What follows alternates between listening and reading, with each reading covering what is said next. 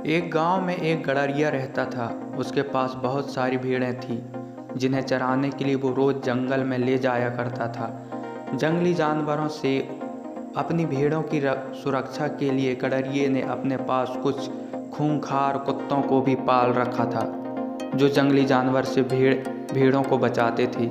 उसी जंगल में एक भेड़िया रहता था, जिसकी नज़र गड़रिये की भेड़ों पर थी, लेकिन कुत्तों के कारण वो उन्हें छू तक नहीं पाता था। लेकिन भेड़िया हमेशा भेड़ों को खाने की फिराक में रहता था।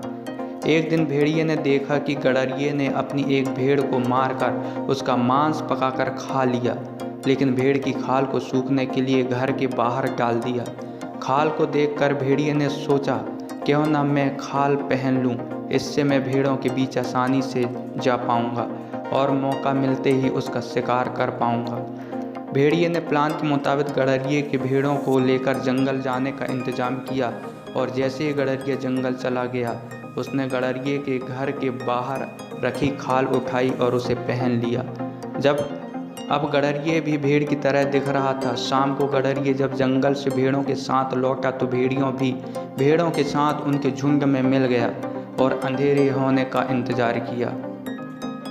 लेकिन उस दिन गड़रिये के घर कुछ मेहमान आने वाले थे, तो गड़रिये ने मेहमानों के लिए भेड़ का मांस पकाने की सोची, जिसके लिए गड़रिये ने एक मोटी भेड़ को चुना, और जो कोई नहीं भेड़ की खाल पहने भेड़िया था, भेड़िया के लालच के कारण उसकी जान चली गई। इससे हमें यह शिक्षा मिलती है कि लालच में किया गया कोई भी काम हमेशा खुद को अनर्थ की तरफ ही ले जाता है। इसलिए कभी भी लालच नहीं करनी चाहिए। लालच करना हमेशा ही नुकसानदायक होता है। लेकिन ये बातें बच्चों आम समझना बहुत ही मुश्किल होता है। इस कहानी के ज़रिए आपको कुछ ना कुछ समझ में ज़रूर आया होगा। इसलिए लालच बुरी बला है।